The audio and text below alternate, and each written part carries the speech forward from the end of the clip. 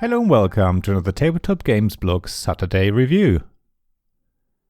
We were still trying to understand the special powers of the 8 elemental realms and how our dragon, wizard and warriors could take advantage of each, and how we could impose our dominance over the other factions in this growing world. Each realm also had a giant monster that would wreak death and cause havoc amongst us. If we couldn't work out how to defeat it first, or control it and steer it in our favor, we didn't have much time to build our Dwellings of Eldervale by Luke Laurie from Breaking Games. It had been long in the making and highly anticipated by myself, as well as by a friend of mine who had backed the game's crowdfunding campaign. Unfortunately, when it finally arrived, it was in the middle of the pandemic.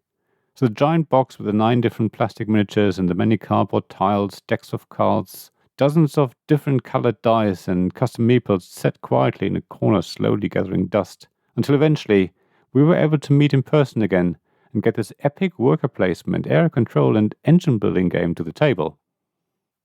My friend had done their homework and learned the rules to teach the game to us. The setup took a while and was a bit fiddly with all the different elemental tiles to be sorted and shuffled, along with preparing each elemental's deck of cards and tokens. My friend did a great job explaining the game to us, and once setup was finally complete, it didn't take long for us to take our first turns. Given none of us had played the game before, we did have a few rules questions which took a little while to answer, because the rulebook isn't necessarily very clear, and even though everything is there, it's not always easy to find, and the answer's sometimes hidden inside another section. However, most of the time, the answer to a rules question was pretty straightforward, and after a few rounds the game really started to flow quite quickly. It didn't take us long to start plonking elemental monsters onto the map and engaging in fights. It was this part of the game that had attracted me to Dwellings of Eldervale in the first place. The idea that other factions can join a battle, and that it's possible for a monster to rush into battle made this game sound really exciting and different from other games I'd seen before. Yet, even though battles are implemented really neatly and cleanly, they're not actually as exciting as I'd expected them to be.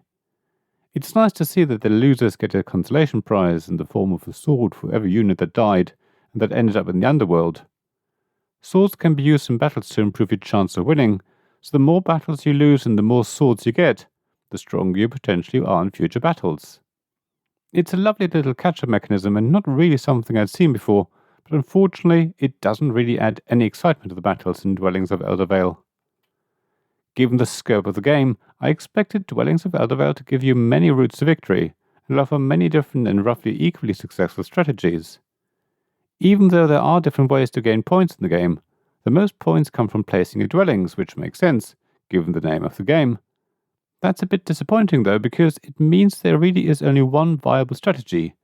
Get your dwellings built in valuable locations and get them out before everyone else, then rush the end of the game. That means it all comes down to how quickly and efficiently you can gather resources and convert them so that you can build those dwellings. It also means that luck plays a fairly large part in the game, because if you're lucky, you're able to claim the perfect dungeon card and add it to your tableau, and switch your engine into the next higher gear. If you then also draw the perfect magic cards, you're going to be unstoppable. It's really not what I had expected Dwellings of Eldervale to be. Maybe that's my mistake, but the game really seemed to promise great battles and the strategy and tactics that come with it.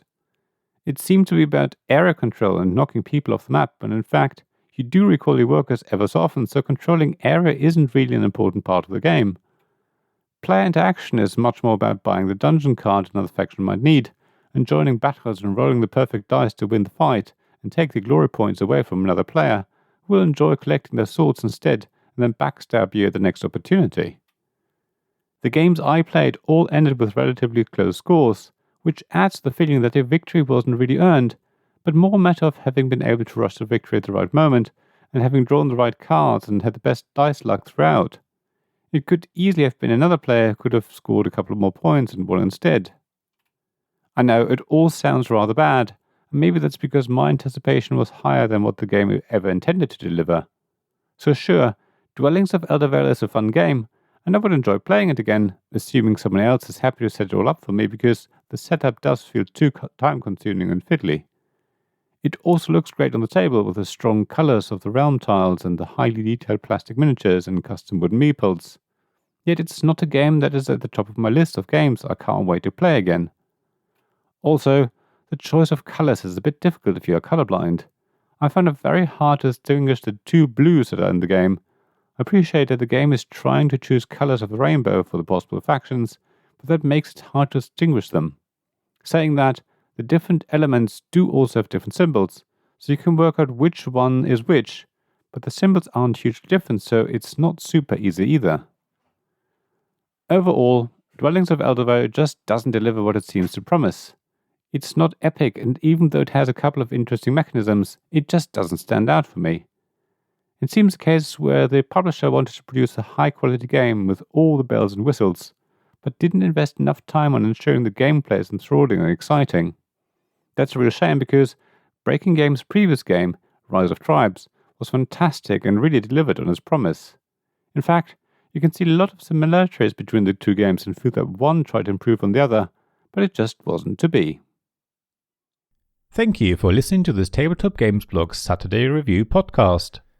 Please check the description below for links mentioned in this episode, as well as to the written version of this article on the blog. If you enjoyed this episode, please subscribe, give us some stars or leave a review.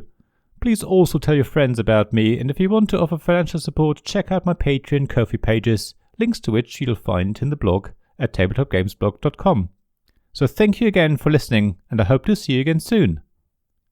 This podcast was made possible by the generous help of my Patreon supporters. Royal Patrons Nicholas Higgins and Sean Newman. Magic Champion Zeb Hicks.